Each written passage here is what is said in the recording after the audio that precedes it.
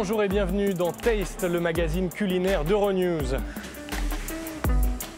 Dans cette émission spéciale, nous sillonnons le Japon, terre de gastronomie, à la découverte de 5 produits emblématiques, le surimi, le konjac, la sauce soja, le miso et enfin la céréole. C'est parti!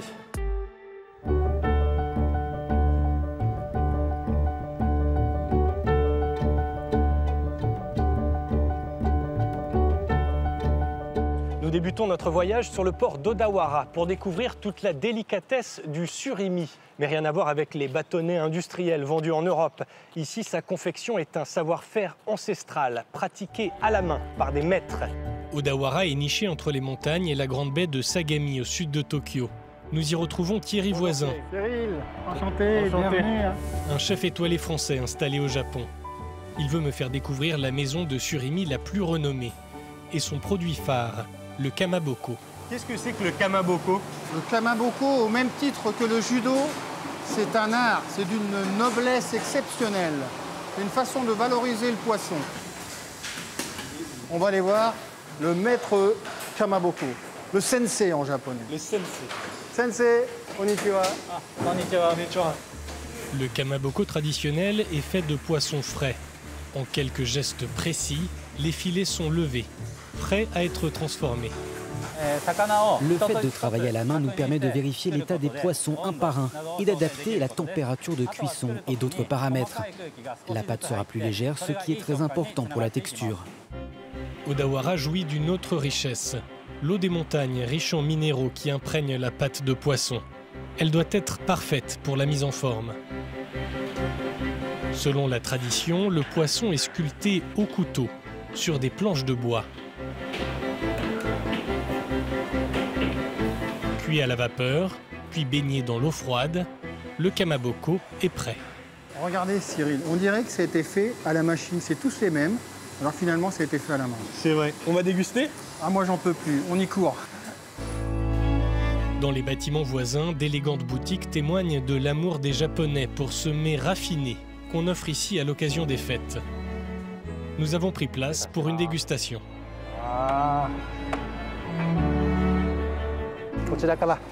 Vous avez un surimi cuit au four, un autre frit, et celui-là a été poché.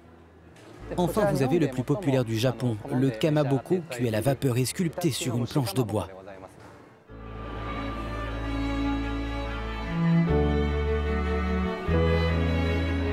Le goût, il n'est pas du tout dénaturé, c'est vraiment le goût de poisson. On a le mirin qui est rajouté, qui apporte un petit peu de sucre. Là, on est sur un produit typiquement japonais. C'est vraiment la typicité du Japon. On a la texture, le goût. J'ai vraiment envie que les gens découvrent ce produit. Pour moi, c'est vraiment exceptionnel.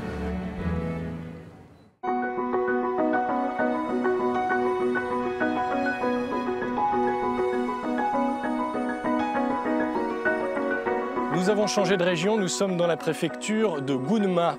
On est aujourd'hui dans les champs de konjac, une racine qui est cultivée ici au Japon depuis des siècles. Et plus récemment, elle est prisée des Européens soucieux de surveiller leurs lignes.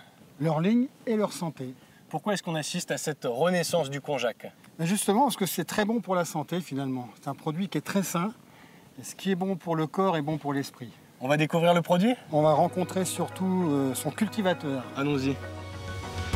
C'est en pleine saison des pluies dans la province de Gunma, première productrice de konjac située au centre du Japon, que nous rencontrons Monsieur Kambe. Qu'est-ce qu'on utilise finalement dans cette plante? Ce ne sont pas les feuilles que l'on mange, on mange le tubercule qui est enterré. En ce moment, il est encore petit car ce n'est pas la saison. La récolte aura lieu en octobre ou novembre. Il fera alors à peu près cette taille. Maintenant, vous venez chez moi, on va manger?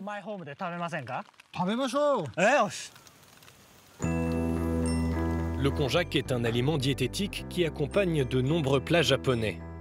Il est généralement transformé en pâte, puis découpé en fines lamelles. Riche en fibres, il offre un sentiment de satiété, mais ne contient presque aucune calorie. Ça tombe bien, l'épouse et la mère de Monsieur Kambe nous ont préparé une petite dégustation.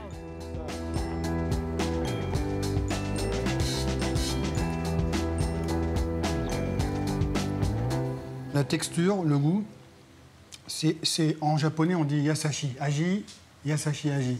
C'est un goût gentil, on n'est pas du tout dans l'agressivité. Hein. Là, c'est gentil, juste à manger, on sent que c'est bon pour la santé. C'est marrant, hein.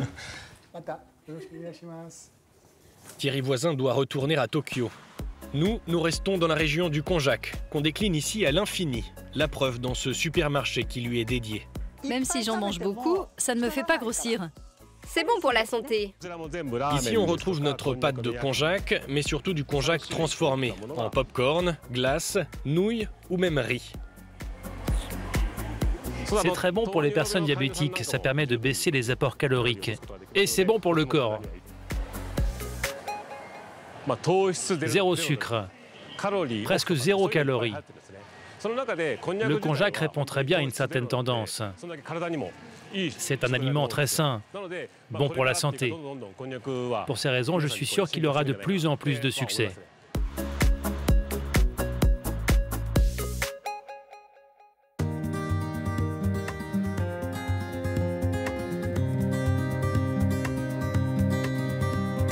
Nous poursuivons notre voyage à Maebashi, à la découverte d'un incontournable de la cuisine japonaise, c'est la sauce soja, le shoyu. Thierry, la sauce soja, c'est un petit peu comme le vin en France, il y en a des centaines ici. Un petit peu comme le vin, des centaines, voire des milliers, entre 1000 et 1500 producteurs au Japon. On va en découvrir plus avec un vrai spécialiste du shoyu. Un sommelier du shoyu, Takahashi-san. Dans sa boutique près de Tokyo, Monsieur Takahashi ne compte plus les sauces soja, condiments omniprésents qui révèlent l'umami, la 5e saveur du Japon, délicate et agréable. Celui-ci, qui a une couleur plus claire, c'est le shiro shoyu. À partir de là, les teintes sont plus sombres car le shoyu est vieilli plus longtemps. Celui-ci, le tamari, a les arômes les plus puissants. T'as vu déjà le parfum, là?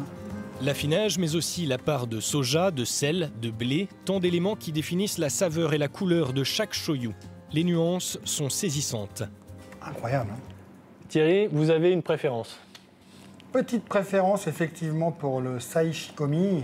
Bonne attaque, une bonne acidité déjà sur l'attaque, puis après il y a de la rondeur, il y a de la longueur. Je trouve que c'est vraiment un très beau produit.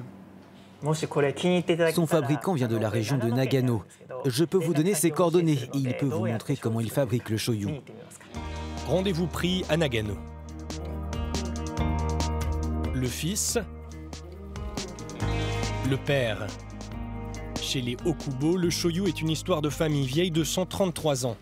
Le savoir vit dans le temps comme les micro-organismes qui crépitent dans les fûts d'affinage. Mon père disait souvent, il faut faire ce qu'il faut et attendre. 1 an pour le goût, 2 ans pour l'arôme et 3 ans pour la couleur. Après, on obtient un très bon shoyu, bien épais. Les ingrédients sont simples, du blé et du soja de Nagano et du sel d'Okinawa. Le blé est torréfié et le soja est cuit à la vapeur. Ils sont ensuite baignés dans de l'eau de source et vieillis longtemps. 3 ans plus tard, le nectar est filtré manuellement. Un savoir-faire rare et reconnu. Avant, je pensais que l'export était réservé aux grandes entreprises, mais les temps ont changé. Le shoyu traditionnel, préparé selon les méthodes ancestrales, est très apprécié. C'est pour ça que nous parvenons à le vendre à l'étranger.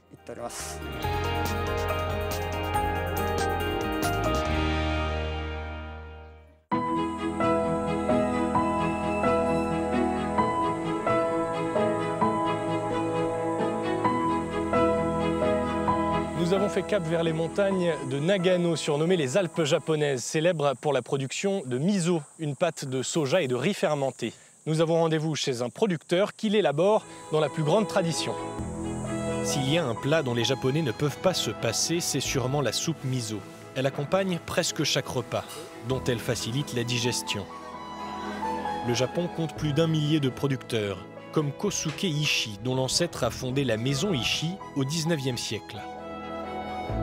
Depuis, le miso est fermenté dans ces fûts de cyprès entre 1 et 3 ans.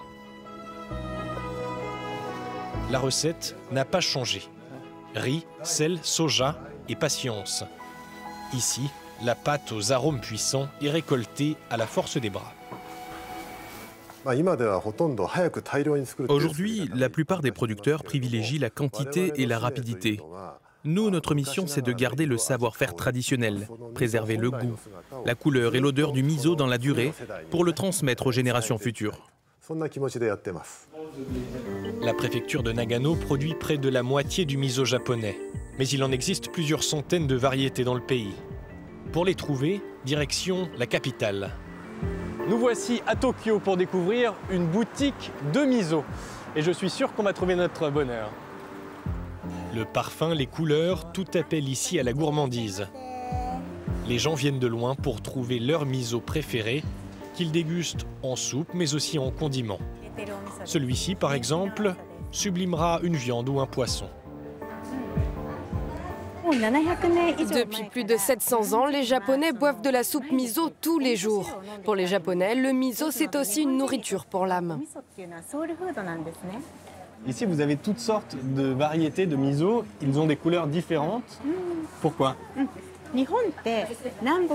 Le Japon est un pays tout en longueur. De manière générale, le miso est plus foncé dans le nord et plus clair dans le sud. Quand le climat est froid, le miso est davantage marron et salé, alors que dans le sud, il est plus blanc. Il est aussi plus doux. On dit qu'il n'y a pas d'heure pour le miso. D'ailleurs, c'est déjà celle de passer à table. Un bol de riz et une soupe de miso. C'est un repas typiquement japonais, c'est ça? C'est ça. Un bol de riz, une soupe de miso, et il y a aussi quelques condiments, comme des légumes vinaigrés. C'est vraiment le repas de base. Bon appétit. Itadakimasu.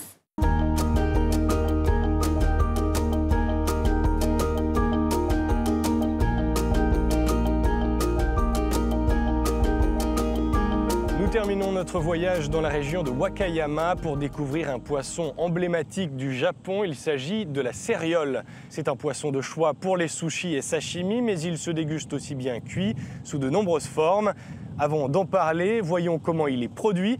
Nous avons rendez-vous avec des éleveurs. Kushimoto, dans le sud du pays. Ces chercheurs de l'université Kindai sont à l'origine de ce qu'ils surnomment la révolution bleue. Produire du poisson entièrement d'élevage, sans capturer d'alevins en mer. Dans ces filets, des cérioles appelées ici buri, l'un des poissons japonais les plus exportés. Leur technique d'aquaculture permet de répondre à la demande en préservant les océans. Donc la particularité ici, c'est que vous reproduisez tout le cycle de vie de la céréole. Oui, nous faisons éclore les œufs nous-mêmes et élevons les bébés avec amour. Quand ils sont assez grands, nous les amenons dans cette ferme en mer et après 2 années d'élevage, quand ils atteignent 3 à 5 kilos, nous les proposons aux consommateurs. Et ceux-ci, on peut déjà les manger, c'est ça? Oh oui, ils sont délicieux. Le goût, c'est ici le maître mot. Cette entreprise exploite les opportunités commerciales des innovations piscicoles. Elle exporte aux 4 coins du monde, notamment en Europe, où des restaurateurs ajoutent la céréole japonaise à leur menu sans attendre la saison de pêche. Nous sommes capables de produire de la céréole d'élevage de qualité toute l'année. Avant, on ne parvenait pas à atteindre la qualité du poisson sauvage. Mais aujourd'hui, notre céréole d'élevage est de qualité supérieure. Elle est notamment plus grasse. La céréole est l'un des poissons préférés des Japonais. Pour comprendre, direction Osaka, un restaurant de poissons. Le chef a bien voulu nous montrer comment réussir sa céréole.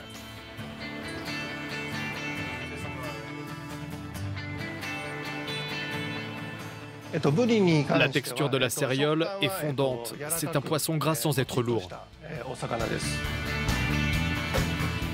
Nous recommandons de le cuisiner en sashimi. C'est comme ça qu'on l'aime le plus au Japon et que je le préfère. Mais il est aussi très bon poêlé ou frit. Il y a de nombreuses façons de le cuisiner. Un poète nippon disait « La cuisine japonaise n'est pas chose qui se mange, mais qui se regarde ». Nous allons faire une petite exception.